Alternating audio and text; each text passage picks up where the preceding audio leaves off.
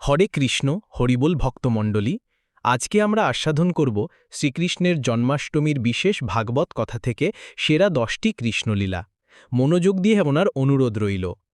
শ্রীমদ্ভাগবত পুরাণ থেকে মথুরায় তার দিব্য জন্ম থেকে শুরু করে কৌতুকপূর্ণ মাখন চুরি, সর্পনৃত্য এবং করুণার কাজ, এই 10টি মনোমুগ্ধকর কৃষ্ণলীলা উন্বেষণ করুন। প্রতিটি গভীর আধ্যাত্মিক সত্য এবং ভক্তির সারাংশ প্রকাশ করে। জন্মাষ্টমীর বিশেষ ভাগবত কথা থেকে সেরা 10টি কৃষ্ণলীলা। শ্রীমদ্ ভাগবত পুরাণে কৃষ্ণের কাহিনী 18,000টি শ্লোক জুড়ে বিস্তৃত, যা মূলত ঋষি শ্রী শুকদেব রাজা পরীক্ষিতকে বর্ণনা করেছিলেন। তার দিব্যজীবনের সমস্ত বিখ্যাত পর্যায়গুলির মধ্যে কৃষ্ণের জন্ম এবং শৈশব নিঃসন্দেহে সবচেয়ে প্রিয়। পবিত্র গ্রন্থ থেকে সংগৃহীত মনোমুগ্ধকর কৃষ্ণলীলাগুলি কেবল অলৌকিক ঘটনাগুলির চেয়েও বেশি কিছু চিত্রিত করে। এই ভগবান কৃষ্ণের গল্পগুলি, বিশেষ করে তার শৈশবের গল্পগুলি, কেবল অতিপ্রাকৃত ঘটনাই নয়, বরং তার বিশুদ্ধতম রূপে ঐশ্বরিক প্রেমের প্রকাশ ছিল। দেবকী এবং বাসুদেবের অষ্টম পুত্র হিসেবে জন্মগ্রহণকারী কৃষ্ণের আগমনের ভবিষ্যদ্বাণী করা হয়েছিল ভূদেবীকে, অর্থাৎ পৃথিবী দেবীকে রক্ষা করার জন্য, যখন কংস তাদের পিতামাতাকে বন্দী করেছিলেন এবং তাদের নবজাতকদের হত্যা করেছিলেন। ভাগবত কথার সেরা 10টি কৃষ্ণলীলার এই সংকলনের মাধ্যমে পাঠকেরা আবিষ্কার করবেন যে কিভাবে এই কালোজ্যৈষ্ঠ গল্পগুলি ভক্তির মর্ম প্রকাশ করে এবং তার ভক্তদের স্নেহের জন্য ঈশ্বরের নিজস্ব আকাঙ্ক্ষার আভাস দেয়, তার অলৌকিক জন্ম থেকে শুরু করে কৌতুকপূর্ণ মাখনচুরি কর্মকাণ্ড পর্যন্ত। প্রতিটি লীলা গভীর আধ্যাত্মিক শিক্ষা বহন করে, যা বিশ্বব্যাপী লক্ষ লক্ষ মানুষকে অনুপ্রাণিত করে। মথুরায় কৃষ্ণের জন্ম। শ্রাবণ মাসের অগাস্ট-সেপ্টেম্বর অন্ধকার পক্ষের অষ্টমী তিথিতে ভগবান শ্রীকৃষ্ণের দিব্য জন্ম হয়েছিল। লোহার দরজা দিয়ে ঘেরা প্রাচীরবেষ্টিত নগরী মথুরায় রাজা কংস তার বোন দেবকী এবং তার স্বামী বাসুদেবকে বন্দী করেছিলেন, তার রাজত্বকে হুমকির মুখে ফেলে এমন এক ভবিষ্যদ্বাণী সম্পর্কে জানতে পেরে। দেবকী এবং বাসুদেবের দিব্য দর্শন। কৃষ্ণের জন্মে শুভ রাতে কারাগারের কক্ষে এক অসাধারণ ঘটনা ঘটে। দিব্য শিশুটি আবির্ভূত হবার সাথে সাথে পুরো কক্ষটি স্বর্গীয় আলোয় আলোকিত হয়ে ওঠে। তার পিতামাতা তাদের নবজাতক পুত্রকে সাধারণ শিশু হিসেবে নয়, বরং স্বয়ং পরমেশ্বর ভগবান হিসেবে দেখেছিলেন। কৃষ্ণ তাদের সামনে 4 বাহু নিয়ে, দিব্য হলুদ পোশাকে সজ্জিত, কৌস্তুভ রত্ন পরিহিত এবং শঙ্খ, চক্র, গদা এবং পদ্মসহ দিব্য প্রতীক ধারণ করে আবির্ভূত হন। ফলস্বরূপ দেবকী এবং বাসুদেব তাদের হাত জোড় লাগিয়ে পরমেশ্বরের কাছে প্রার্থনা করেন, যিনি তাদের পার্থিব পিতামাতা হিসেবে মনোনীত করেছিলেন।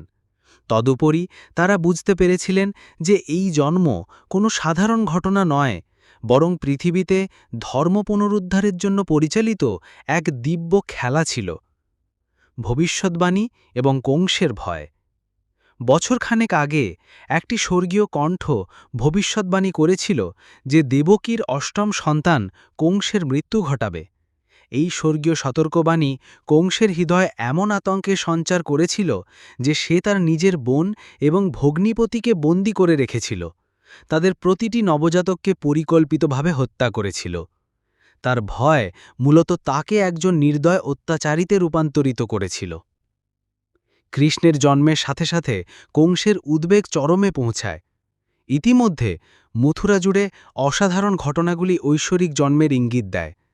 সঙ্গীতজ্ঞরা বাদ্যযন্ত্র বাজানোর জন্য স্বতঃস্ফূর্ত তাড়না অনুভব করেছিলেন, ঋতুর বাইরে ফুল ফুটেছিল এবং রাজ্য জুড়ে বাতাস সুগন্ধি গন্ধ বহন করত। অলৌকিক কারাগার থেকে পালানো। কৃষ্ণের জন্মের রাতে অলৌকিক ঘটনাগুলি বাসুদেবের গোকুলে যাওয়ার পথ সুগম করে। কৃষ্ণের জন্মের রাতে অলৌকিক হস্তক্ষেপের সাক্ষী হল রহস্যজনকভাবে সমস্ত রক্ষী গভীর ঘুমে ডুবে গেল, কারাগারের শৃঙ্খল খুলে গেল, মানুষের প্রচেষ্টা ছাড়াই কারাগারের ভারী দরজাগুলি খুলে গেল। ঐশ্বরিক নির্দেশ অনুসরণ করে বাসুদেব শিশু কৃষ্ণকে একটি ছোট ঝুড়িতে রেখে তাকে প্রবলভাবে প্রবাহিত যমুনা নদী পার করে গোকুলে নিয়ে যাওয়ার জন্য প্রস্তুত হলেন। তিনি যখন উত্তাল জলে পা রাখলেন, তখন নদী অলৌকিকভাবে আলাদা হয়ে গেল, একটি পথ তৈরি হল। তার উপরে দিব্য সর্পশেষ তার ফণা ছড়িয়ে দিলেন। শিশুটিকে ভারী বৃষ্টিপাত থেকে রক্ষা করলেন। গোকুলে নন্দ এবং যশোদার বাড়িতে পৌঁছানোর পর বাসুদেব কৃষ্ণকে তাদের নবজাতক কন্যার সাথে বিনিময় করলেন এবং ভোর হওয়ার আগে কারাগারে ফিরে এলেন। এই অলৌকিক বিনিময় কৃষ্ণের শৈশব কাহিনীর সূচনা করেছিল, যা অবশেষে ভক্তদের প্রজন্মকে মোহিত করবে। পুতনা মোক্ষলীলা। শিশুকৃষ্ণ পুতনাকে পরাজিত করেন, তার মারাত্মক উদ্দেশ্যকে মুক্তিতে রূপান্তরিত করেন। কৃষ্ণের শৈশবের গল্পের প্রথম চ্যালেঞ্জগুলির মধ্যে একটি ছিল গোকুলে আসার পরপরই ভবিষ্যৎবাণীকৃত হুমকি দূর করতে এখনও দৃঢ়প্রতিজ্ঞ কংস পুতনা নামে এক ভয়ঙ্কর রাক্ষসীকে প্রেরণ করেন, যিনি অশুভ পদ্ধতিতে শিশু হত্যার কালো শিল্পে দক্ষ ছিলেন। পুতনার ছদ্মবেশ এবং মারাত্মক উদ্দেশ্য। পুতনা অসাধারণ জাদুকরী ক্ষমতার অধিকারী ছিলেন, বিশেষ করে ইচ্ছামতো তার রূপ পরিবর্তন করার ক্ষমতা। গোকুলের কাছে পৌঁছে তিনি নিজেকে জুঁই ফুল, মার্জিত পোশাক এবং মনোমুগ্ধকর অলঙ্কারে সজ্জিত এক অত্যাশ্চর্য সুন্দরী নারীতে রূপান্তরিত করেন। তার চেহারা এতটাই ঐশিক ছিল যে গ্রামবাসীরা তাকে দেবী লক্ষ্মী ভেবে ভুল করেছিলেন, যিনি যশোদার সন্তানকে আশীর্বাদ করতে এসেছিলেন। তার আগমনের আগে তিনি তার স্তনে মারাত্মক বিষ প্রয়োগ করেছিলেন, শিশু কৃষ্ণকে খাওয়ানোর এবং তাৎক্ষণিকভাবে তাকে হত্যা করার পরিকল্পনা করেছিলেন। কৃষ্ণের ঐশ্বিক করুণা। শিশু হওয়া সত্ত্বেও কৃষ্ণ তৎক্ষণাৎ পুতনার দুষ্ট উদ্দেশ্য বুঝতে পেরেছিলেন। তবু উল্লেখযোগ্যভাবে তিনি তাকে তুলে নিয়ে তার বিষাক্ত স্তন তার মুখে রাখার অনুমতি দিয়েছিলেন।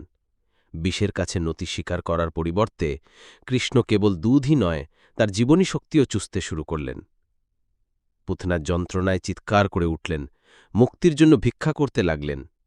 যখন তিনি তার ভয়ঙ্কর রাক্ষসী রূপে ফিরে গেলেন, তিনি কৃষ্ণকে এখনও তার বুকে জড়িয়ে রেখে পালানোর চেষ্টা করলেন। অবশেষে ধরাশায়ী হয়ে মারা গেলেন। তার বিশাল দেহটি ভূদৃশ্য জুড়ে মাইলের পর মাইল বিস্তৃত ছিল। তার মুক্তির আধ্যাত্মিক অর্থ। যদিও পুতনা খুনের উদ্দেশ্যে এসেছিল, কৃষ্ণ তাকে মায়ের মর্যাদা দিয়েছিলেন, কারণ তিনি তাকে তার বুকের দুধ উৎসর্গ করেছিলেন। বৈদিক ঐতিহ্য অনুসারে 7 ধরনের মা আছেন, যার মধ্যে একজন ধাত্রীও আছেন, যিনি তার স্তন প্রদান করেন। এই করুণার মাধ্যমে কৃষ্ণ পুতনাকে সমস্ত পাপ থেকে পবিত্র করেছিলেন। গ্রামবাসীরা যখন তার বিশাল গেহ পুড়িয়েছিল, তখন চিতা থেকে একটি সুগন্ধি সুবাস বেরিয়েছিল, যা তার আধ্যাত্মিক মুক্তির লক্ষণ। এই গল্পটি দেখায় যে কিভাবে ঐশ্বরিক স্পর্শ সবচেয়ে পাপী সত্তাকে রূপান্তরিত করতে পারে, যা ন্যায় বিচারের প্রচলিত ধারণার বাইরেও বিস্তৃত কৃষ্ণের অসীম করুণাকে তুলে ধরে। শকতাসুর এবং তৃণবর্ত বধ। কৃষ্ণকে নির্মূল করার জন্য কংসের নিরলস প্রচেষ্টা অব্যাহত ছিল। আরও 2টি শক্তিশালী রাক্ষসকে গোকুলে পাঠানো হয়েছিল, প্রত্যেকেই ছদ্মবেশে অপ্রত্যাশিতভাবে ঐশ্বরিক শিশুকে আক্রমণ করার জন্য ছদ্মবেশে নিজেদের গটিয়ে সাপের হয়েছিল। গাড়ির রাক্ষস এবং কৃষ্ণের লাথি। একটি খেলাধুলাপূর্ণ লাথিতে শিশুকৃষ্ণ শক্তাসুর নামক রাক্ষস গাড়িটি ভেঙে ফেলেন। কৃষ্ণের প্রথম জন্মদিনে যখন উৎসব চলছিল, তখন শক্তাসুর নিজেকে একটি কাঠের গাড়ির ছদ্মবেশে নিয়েছিলেন, যার নিচে শিশুকৃষ্ণকে ঘুমানোর জন্য রাখা হয়েছিল। দৈত্যটি সঠিক সময় পেলে শিশুটিকে তার ওজনের নিচে পিষে ফেলার পরিকল্পনা করেছিল। লক্ষণীয়ভাবে ক্ষুদ্র কৃষ্ণ কেবল তার পদ্ম তুলে গাড়িটিকে লাথি মেরে সম্পূর্ণ ভেঙে ফেলেন। চাকাগুলি বিপরীত দিকে উড়ে যায়, পাত্রগুলি ভেঙে যায় এবং কাঠ সর্বত্র ছিঁড়ে যায়, কারণ রাক্ষসটি তাৎক্ষণিকভাবে ধ্বংস হয়ে যায়। ঘূর্ণিঝড় রাক্ষস এবং কৃষ্ণের ওজন। কৃষ্ণ ঘূর্ণিঝড় দৈত্য তৃণবর্তকে চূর্ণ করেন, ঐশ্বরিক কৃপায় অহংকারকে বিনীত করেন। কিছুক্ষণ পরেই কংসের আরেক দাস তৃণবর্ত এক হিংস্র ঘূর্ণিঝড়ের আকারে উপস্থিত হন। তিনি বৃন্দাবন জুড়ে এক অন্ধ ধূলিঝড় সৃষ্টি করেন, যার ফলে কেউ দেখতে পায় না। বিশৃঙ্খলার মধ্যেই তিনি শিশু কৃষ্ণকে ধরে আকাশে উড়ে যান। হঠাৎ কৃষ্ণ তার ওজন বাড়াতে শুরু করেন, পাহাড়ের মতো ভারী হয়ে ওঠেন। এই অপ্রত্যাশিত বোঝা সহ্য করতে না পেরে তৃণবর্ত মরিয়া হয়ে লড়াই করেন। এরপর কৃষ্ণ দৈত্যের গলা চেপে ধরেন, তাকে শ্বাসরোধ করে ধরেন যতক্ষণ না তার চোখ বেরিয়ে আসে। দৈত্যটি মাটিতে পড়ে যায়, পাথরের ওপর আছড়ে পড়ে এবং তাৎক্ষণিকভাবে মারা যায়। অহংকার এবং আত্মসমর্পণ সম্পর্কে শিক্ষা। এই শৈশব কাহিনীগুলি গভীর আধ্যাত্মিক অর্থ প্রকাশ করে। শকতাসুর পুরানো অভ্যাস এবং জড়তার বোঝাকে প্রতিনিধিত্ব করে, যা আধ্যাত্মিক অগ্রগতিকে চাপা দেয়। তৃণবর্ত শিক্ষাগত অহংকার এবং অনুমানমূলক দর্শন থেকে উদ্ভূত মিথ্যা অহংকারের ধ্বংসাত্মক শক্তির প্রতীক। এই লীলাগুলির মাধ্যমে কৃষ্ণ দেখান যে কিভাবে ঐশ্বরিক কৃপা অনায়াসে অহংকার এবং আসক্তির বাধাগুলিকে অতিক্রম করে, যা প্রকৃত আত্মসমর্পণকে বাধা দেয়। দামোদর লীলা, প্রেমের বন্ধনে আবদ্ধ। প্রিয় দামোদর লীলায় ছোট কৃষ্ণের মাখনের দুষ্টুমি হৃদয় গলে দেয়। প্রিয় দামোদর লীলায় কৃষ্ণ এবং তার পালিকা মাতা যশোদার মধ্যে ঘনিষ্ঠ বন্ধন ফুটে উঠেছে, যা প্রকাশ করে যে পরমেশ্বরও কিভাবে বিশুদ্ধ ভক্তির কাছে আত্মসমর্পণ করেন। মাখনের সাথে কৃষ্ণের দুষ্টুমি। একদিন সকালে মা যশোদা কৃষ্ণের লীলা সম্পর্কে গান গাইতে গাইতে মাখন মন্থন করার সময় ক্ষুধার্ত শিশুটি দুধের জন্য তার কাছে আসে। যখন সে চুলায় উপচে পড়া দুধের জন্য কিছুক্ষণের জন্য চলে যান, তখন কৃষ্ণ তাকে একপাশে রাখা দেখে বিরক্ত হন। এর প্রতিবাদে তিনি পাথর দিয়ে দইয়ের হাঁড়ি ভেঙে ফেলেন, মুখে মাখন মাখিয়ে দেন এবং দুষ্টুমি করে বানরদের কিছু অংশ খাওয়ান। প্রকৃতপক্ষে তার বিরক্তি কৌতুকে রূপান্তরিত করে, যা তার চারপাশের সমস্ত প্রাণীকে মোহিত করে। যশোদা তাকে বেঁধে রাখার চেষ্টা। ফিরে আসার পর যশোদা তার দুষ্টু ছেলেকে দেখতে পান এবং সারা বাড়িতে তাকে তাড়া করেন। অবশেষে কৃষ্ণকে ধরার পর তিনি শাসন হিসেবে তাকে কাঠের গুঁড়িতে বেঁধে রাখার সিদ্ধান্ত নেন। তবু যতবারই তিনি তাকে বেঁধে রাখার চেষ্টা করেছিলেন, দড়িটি ঠিক 2 আঙুল ছোট থেকে যেত। পুরো পরিবার থেকে সে যতই অতিরিক্ত দড়ি জোগাড় করুক না কেন, পরিমাপটি ধারাবাহিকভাবে ঠিক একই পরিমাণে অপর্যাপ্তই ছিল। ভক্তির 2 আঙুলের রহস্য। এই 2টি আঙুল একটি গভীর আধ্যাত্মিক সত্যের প্রতীক। একটি আঙুল ভক্তের আন্তরিক প্রচেষ্টার প্রতিনিধিত্ব করে, অন্যদিকে দ্বিতীয়টি কৃষ্ণের ঐশ্বরিক করুণার প্রতীক। অধিকন্তু যশোদার পূর্ণ দৃঢ় সংকল্প, তার ঘাম এবং বিকৃত চেহারা দ্বারা প্রমাণিত কৃষ্ণের করুণার সাথে মিলিত হলেই তিনি অবশেষে নিজেকে আবদ্ধ হতে দেন, দড়ি দ্বারা নয়, বরং বিশুদ্ধ প্রেম দ্বারা। এই পর্ব থেকে কৃষ্ণ দামোদর নাম অর্জন করেন, যার অর্থ পিতের চারপাশে আবদ্ধ। মাখন চোরি লীলা, মাখন চোর। কৃষ্ণ কৌতুকপূর্ণ মাখন চোর, মাখন চুরির অভিযানে তার দলকে নেতৃত্ব দিয়েছিলেন। কৃষ্ণের শৈশবের সমস্ত অভিযানের মধ্যে তার মাখন চুরির কর্মকাণ্ড অনন্যভাবে প্রিয়। গোকুলে ছোটবেলায় তিনি নিজেকে মাখন চোর হিসেবে প্রতিষ্ঠিত করেছিলেন। এই কৌতুকপূর্ণ অপরাধগুলি কৃষ্ণের শৈশবের সবচেয়ে প্রিয় গল্পগুলির মধ্যে একটিতে পরিণত হয়েছিল। কৃষ্ণের কৌতুকপূর্ণ বন্ধুদের দল। প্রায় 1.5 বছর বয়সে পৌঁছানোর পর কৃষ্ণ যশোদার বাড়ির বাইরে তার দুষ্টুমি কর্মকাণ্ড প্রসারিত করেছিলেন। তিনি বন্ধুদের একটি ছোট্ট দল সুদাম, শ্রীধাম, সুবর এবং অন্যদের সংগ্রহ করেছিলেন, যারা মাখন চুরির অভিযানে ছোট দুষ্টু বানরার মতো তাকে অনুসরণ করতেন। একসাথে তারা সৃজনশীল কৌশল তৈরি করেছিলেন, ছাদ থেকে ঝুলন্ত মাখনের কাছে পৌঁছানোর জন্য মানব পিরামিড তৈরি করা, বা গ্রামবাসীদের বাছু খুলে দিয়ে বিচ্যুতি তৈরি করা, অথবা কৃষ্ণ যখন ভিতরে লুকিয়েছিলেন তখন কোনো বন্ধুতে গোপীকে বিভ্রান্ত করতে বলা। গোপীদের অভিযোগ এবং লুকোনো আনন্দ। গোপীরা নিয়মিতভাবে মা যশোদার কাছে তার ছেলের দুষ্টুমি সম্পর্কে দীর্ঘ অভিযোগ নিয়ে যেতেন।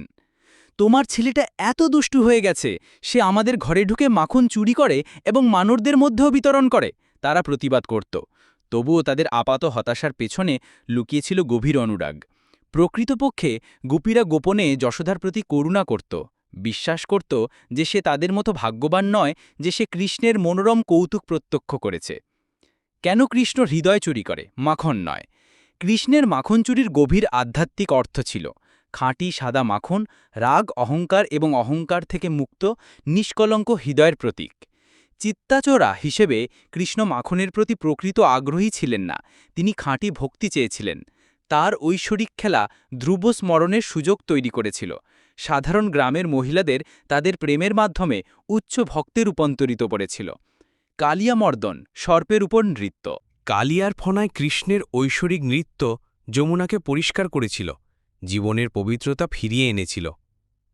বৃন্দাবনের শান্ত গ্রামে যমুনা নদীর জলের নিচে এক ভয়ঙ্কর বিপদ লুকিয়েছিল।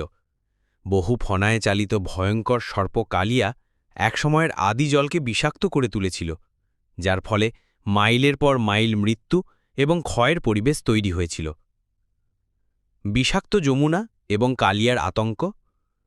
বিষাক্ত নাগ মূলত রমণক দ্বীপে বাস করত, কিন্তু ভগবান বিষ্ণুর ঈগলবাহক গরুরের ভয়ে বৃন্দাবনে পালিয়ে যায়। কালিয়ার বাসস্থানের চারপাশের জল বিষে ফুটে উঠত, যার ফলে উপর দিয়ে উড়ে আসা পাখিরা মারা যেত এবং প্রাণীদের কাছে আসতে বাধা দিত। নদীর তীরে কেবল একটি নির্জন কদম্ব গাছ বেঁচে ছিল। সর্পের মারাত্মক প্রভাবের নীরব সাক্ষী হিসেবে দাঁড়িয়েছিল কৃষ্ণের শুদ্ধিকরণের নৃত্য। এই হুমকি জানতে পেরে তরুণ কৃষ্ণ কদম্ব গাছে আরোহণ করেন এবং নির্ভীকভাবে বিষাক্ত জলে ডুব দেন। এই ছিটকে পড়ায় প্রচণ্ড উত্তেজনা দেখা দেয়। ক্রুদ্ধ সর্পটি তাৎক্ষণিকভাবে কৃষ্ণের দেহের চারপাশে কুণ্ডলী পাকিয়ে যায়।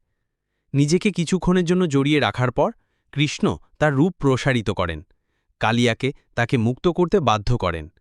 ঐশ্বরিক তৎপরতার সাথে কৃষ্ণ সর্পের ফনায় আরোহণ করেন এবং একটি মন্ত্রমুগ্ধ নৃত্য শুরু করেন। তার পদ্মের পাদদেশ কালিয়ার মাথার উপর ছন্দবদ্ধভাবে চলাচল করে, সমগ্র বিশ্ব ব্রহ্মাণ্ডের ভার চাপিয়ে দেয়। স্বর্গীয় প্রাণীরা বিস্মিত হয়ে তাকাল যখন কৃষ্ণের নৃত্য সর্পের অহংকারকে দমন করে। একটি ঐশ্বরিক নৃত্যচিত্র যা জীবনের প্রকৃত উদ্দেশ্য থেকে বিচ্যুত বিষাক্ত মানব ইন্দ্রিয়গুলির বিজয়ের প্রতীক। আত্মসমর্পণের মাধ্যমে রূপান্তর। কৃষ্ণের পায়ের তলায় কালিয়া দুর্বল হয়ে পড়লে তার স্ত্রীরা হাত জোড় করে জল থেকে বেরিয়ে আসেন, করুণার জন্য আবেদন করেন। কৃষ্ণ তাদের ভক্তি এবং কালিয়ার আত্মসমর্পণ দেখে সর্পের জীবন রক্ষা করেন। ধ্বংসের পরিবর্তে তিনি রূপান্তরের প্রস্তাব দেন। কালিয়াকে যমুনা ছেড়ে রামক দ্বীপে ফিরে যাওয়ার নির্দেশ দেন। ঐশ্বরিক সুরক্ষার প্রমাণ হিসেবে কৃষ্ণের পদচ্ছিন্ন কালিয়ার ফনায় অঙ্কিত ছিল, যাতে গরুর আর কখনো তার ক্ষতি না করে। গোবর্ধন লীলা, পাহাড় উত্তোলন। কৃষ্ণের বয়স বাড়ার সাথে সাথে তার ঐশ্বরিক জ্ঞান বৃন্দাবনে প্রতিষ্ঠিত ঐতিহ্য নিয়ে প্রশ্ন তুলতে শুরু করে। এক শরৎকালে তিনি লক্ষ্য করেন যে গ্রামবাসীরা ভগবান ইন্দ্রের বার্ষিক পূজা অনুষ্ঠানের জন্য বিস্তৃত নৈবেদ্য প্রস্তুত করছে।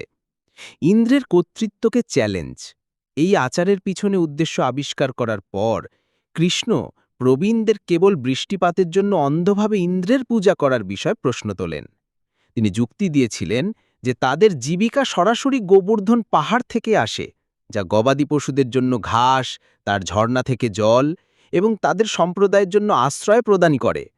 প্ররোচনামূলক জ্ঞানের মাধ্যমে কৃষ্ণ গ্রামবাসীদের তাদের ভক্তি দূরবর্তী দেবতার পরিবর্তে সেই পাহাড়ের দিকে ফিরিয়ে আনতে রাজি করান, যা তাদের দৈনন্দিন জীবনকে টিকিয়ে রাখে। 7 দিনের অলৌকিক ঘটনা। এই অবাধ্যতায় ইন্দ্রের অহংকার মারাত্মকভাবে আহত হয়েছিল। ক্রোধে তিনি সম্বর্তক মেঘগুলিকে ডেকে আনলেন, সাধারণত মহাজাগতিক ধ্বংসের জন্য সংরক্ষিত, এবং বৃন্দাবনে মুষলধারে বৃষ্টিপাত করলেন। প্রচণ্ড ঝড় সবকিছু ধ্বংস করার হুমকি দিলে ভীত গ্রামবাসীরা কৃষ্ণের আশ্রয় প্রার্থনা করলেন। দ্বিধা ছাড়াই কৃষ্ণ তার কনিষ্ঠ আঙুল দিয়ে বিশাল গোবর্ধন পাহাড়টি তুলে নিয়েছিলেন, একটি নিখুঁত আশ্রয় তৈরি করেছিলেন। টানা 7 দিন এবং রাত ধরে তিনি অনায়াসে পর্বতটিকে উঁচুতে ধরে রেখেছিলেন, ক্লান্তির কোনো চিহ্ন না দেখিয়ে সকলকে রক্ষা করেছিলেন। লক্ষণীয়ভাবে এই অগ্নি পরীক্ষা জুড়ে কেউই ঐশ্বরিক ছাতার নিচে ক্ষুধা বা তৃষ্ণা অনুভব করেননি। রীতিনীতির চেয়ে বিশ্বাস। অবশেষে এই লীলা গভীর আধ্যাত্মিক শিক্ষা প্রদর্শন করেছিল। কেবল অভ্যেসের বাইরে করা ধর্মীয় উপাসনাকে চ্যালেঞ্জ করে কৃষ্ণ জোর দিয়েছিলেন যে প্রকৃত ভক্তি জ্ঞান এবং কৃতজ্ঞতা থেকে উদ্ভূত হয়। তার অলৌকিক ঘটনাটি প্রতিষ্ঠিত করেছিল যে ঈশ্বরের প্রতি আন্তরিক বিশ্বাস সমস্ত দুর্যোগ থেকে সুরক্ষা নিয়ে আসে। উপরন্তু তার দুর্বলতম আঙুলের ওপর পাহাড়টির অবস্থান প্রতীকী করে যে কিভাবে আপাত দুর্বলতার মধ্যেও ঐশ্বরিক শক্তি প্রকাশ পায়। ব্রাহ্মণদের অস্বীকৃতি এবং স্ত্রীদের ভক্তি। পণ্ডিত ব্রাহ্মণরা তাদের আচার অনুষ্ঠানে সম্পূর্ণরূপে মগ্ন। ছেলেদের খাবারের বিনীত অনুরোধ উপেক্ষা করেছিলেন। তবুও কৃষ্ণ জানতেন যে কাছাকাছি কিছু হৃদয় আছে যারা ভিন্নভাবে প্রতিক্রিয়া জানাবে। ব্রাহ্মণ স্ত্রীদের কাছে যাও, তিনি নির্দেশ দিয়েছিলেন। এই মহিলারা কৃষ্ণের অপ্রাকৃত গুণাবলী সম্পর্কে শুনে তার উপস্থিতির কথা জানতে পেরে অবিলম্বে সুস্বাদু খাবার সংগ্রহ করেছিলেন। এরপর থেকে তারা তাদের স্বামীদের আপত্তি উপেক্ষা করে তাহার দিকে ছুটে যান। কৃষ্ণের সরল প্রেমের প্রতি কৃষ্ণের গ্রহণযোগ্যতা। এই ভক্ত মহিলারা এগিয়ে আসার সাথে সাথে কৃষ্ণ তাদের উষ্ণ অভ্যর্থনা জানান। আমাকে দেখার জন্য আত্মীয়দের সমস্ত বিধিনিষেধ উপেক্ষা করে তোমাদের এখানে আসা সম্পূর্ণরূপে উপযুক্ত, তিনি তাদের বলেছিলেন, কারণ আমি আত্মার সবচেয়ে প্রিয়। তাদের আচার অনুষ্ঠানে মনোনিবেশিত স্বামীদের বিপরীতে এই মহিলারা বিশুদ্ধ অগণিত প্রেম প্রকাশ করেছিলেন, আধ্যাত্মিক উৎসর্গের সর্বোচ্চ রূপ, আন্তরিক ভক্তির শক্তি। কৃষ্ণ ব্যাখ্যা করেছিলেন যে প্রেম কেবল শারীরিক সান্নিধ্য নয়, বরং তার সম্পর্কে শ্রবণ, তার দেবতারূপ দেখার এবং তার মহিমা কীর্তনের মাধ্যমে বিকাশ লাভ করে। পরবর্তীতে ব্রাহ্মণরা স্বয়ং ঈশ্বরকে অস্বীকার করার ক্ষেত্রে তাদের গুরুতর ভুল বুঝতে পেরেছিল। তারা বিলাপ করে বলল, আমাদের আচার অনুষ্ঠান এবং শিক্ষার জন্য ধ্বংস হোক। আশ্চর্যজনকভাবে তারা স্বীকার করেছে যে তাদের স্ত্রীদের সরল নিষ্ঠা কিভাবে তা অর্জন করেছে, যা তাদের জটিল অনুষ্ঠানগুলি করতে পারেনি। যশোদার বাৎসল্য, ঐশ্বরিক মাতৃত্ব। কৃষ্ণের জীবনের সমস্ত ঐশ্বরিক সম্পর্কের মধ্যে মা যশোদার সাথে তার বন্ধনের চেয়ে সুন্দরভাবে বিশুদ্ধ প্রেমের উদাহরণ আর কেউ দিতে পারে না। এই সম্পর্ক বাৎসল্য রস, পিতৃপ্রেমের রহস্যময় ধারণাকে আলোকিত করে, দেখায় যে স্বয়ং ঈশ্বরও কিভাবে মাতৃস্নেহের বিষয়বস্তু হতে লালন করেন। যশোদার লাঠি সম্পর্কে কৃষ্ণের ভয়। মজার বিষয় হল, যদিও কৃষ্ণ পাহাড় তুলে এবং মারাত্মক রাক্ষসদের দমন করে অতিপ্রাকৃত শক্তি প্রদর্শন করেছিলেন, তবুও তিনি তার মায়ের শাসনকারী লাঠি দেখে সত্যিই কেঁপে উঠতেন। যখনই কোনো দুষ্টুমিতে ধরা পড়তেন, তা সে ঘট ভাঙতে বা প্রতিবেশীদের জ্বালাতন করতে, কৃষ্ণ অশ্রু ঝরাতেন। তার পদ্মচোখ স্পষ্ট ভয়ে বিস্ফুরিত হতো। নির্দোষতার আবেদন করার সময় তার দিব্য ঠোঁট কাঁপত। কখনো কখনো তার মাখন লেপযুক্ত মুখ লুকিয়ে রাখতেন। যশোদা তার ঐশ্বরিক স্বভাব জানা সত্ত্বেও মাতৃত্বের বিশুদ্ধ আনন্দ অনুভব করেছিলেন। সর্বশক্তিমানকে শিশুসুলভ দুর্বলতার ছদ্মবেশে দেখেছিলেন। নারদের দিব্য প্রেমের উপলব্ধি। বৃন্দাবন ভ্রমণের পর ঋষি নারদ এক অসাধারণ দৃশ্য প্রত্যক্ষ করেন। পরমেশ্বর ভগবান তার মায়ের কাছ থেকে ভয়ে পালিয়ে যাচ্ছেন। অত্যন্ত বিস্মিত হয়ে নারদ লক্ষ্য করেন যে অসীম ব্রহ্মাণ্ড পরিচালনাকারী কৃষ্ণ কিভাবে যশোদার কর্তৃত্বের কাছে সম্পূর্ণরূপে আত্মসমর্পণ করেছেন। এই পর্যবেক্ষণের মাধ্যমে নারদ বুঝতে পেরেছিলেন যে মাতৃপ্রেম এমনকি ভক্তিমূলক বিস্ময়কেও ছাড়িয়ে যায়, কারণ এটি ঈশ্বরকে নিঃস্বার্থভাবে লালিত হওয়ার অভিজ্ঞতা প্রদান করে। ভক্তির সর্বোচ্চ রূপ। বাৎসল্য ভক্তি এমন ভক্তির প্রতিনিধিত্ব করে যেখানে ঈশ্বর প্রিয় সন্তান হয়ে ওঠেন। নিঃসন্দেহে এই মাতৃপ্রেম অনন্য, কারণ অন্যান্য ভক্তিমূলক সম্পর্কের বিপরীতে এটি ভক্তকে ভগবানকে তিরস্কার, শাসন এবং লালন পালনের অনুমতি দেয়। এই বিপরীত, যেখানে পরমেশ্বর নির্ভরশীল হয়ে পড়েন, কৃষ্ণের সকল রূপে বিশুদ্ধ প্রেমের স্বাদ গ্রহণের অসাধারণ আকাঙ্ক্ষা প্রকাশ করে। সুদাম চরিত্র, বন্ধুত্ব এবং করুণা। সুদামার বিনীত উপহার হিসেবে কৃষ্ণের সাথে প্রকৃত বন্ধুত্বের বিশুদ্ধ বন্ধন ফুটে ওঠে। সুদামা ও কৃষ্ণের গল্প হিন্দু পুরাণের বন্ধুত্বের সবচেয়ে মর্মস্পর্শী গল্পগুলির মধ্যে একটিকে আলোকিত করে। শৈশবের বহু বছর পর সুদামা এখন চরম দারিদ্র্যের মধ্যে জীবনযাপন করছেন। তার স্ত্রীর পরামর্শে অনিচ্ছুকভাবে তার রাজকীয় বন্ধুর সাথে দেখা করতে রাজি হন। সুদামার বিনীত উপহার। শুরুতে খালি হাতে কৃষ্ণের কাছে যেতে দ্বিধাগ্রস্ত সুদামার স্ত্রী প্রতিবেশীদের কাছ থেকে কয়েক মুঠো চ্যাপ্টা চাল একটি সাধারণ উপহার হিসেবে সংগ্রহ করতে সক্ষম হন। সুদামা এই সাধারণ উপহারটি একটি ছেঁড়ে কাপড়ে বেঁধেছিলেন। কৃষ্ণের রাজকীয় মর্যাদার তুলনায় এর তুচ্ছতা নিয়ে লজ্জিত বোধ করেছিলেন। দ্বারকায় তার যাত্রা উদ্বিগ্ন চিন্তার দ্বারা চিহ্নিত ছিল, যে তার শৈশবের বন্ধু কি তার ছেঁড়া চেহারা দেখে তাকে চিনতে পারবে কিনা? কৃষ্ণের রাজকীয় স্বাগত। উল্লেখযোগ্যভাবে সুদামার আগমনের কথা শুনে কৃষ্ণ খালি পায়ে ছুটে গিয়ে তাকে অভ্যর্থনা জানান। পরমেশ্বর ভগবান আনন্দের অশ্রুতে তার বন্ধুকে জড়িয়ে ধরেন, সুদামার পা ধুয়ে তার নিজের রাজকীয় শয্যায় বসিয়ে দেন। রানী রুক্মিণী নিজেই দরিদ্র ব্রাহ্মণকে পাখা দিয়ে পুরো প্রাসাদকে অবাক করে দেন। তাদের কথোপকথনের সময় কৃষ্ণ তাদের শৈশবের স্মৃতিচারণ করেন। অবশেষে স্নেহর সাথে সুদামার উপহার সম্পর্কে জিজ্ঞাসা করেন। ভক্তির প্রকৃত সম্পদ। অনিচ্ছা সত্ত্বেও সুদামা বিনীত ভাত প্রকাশ করলেন।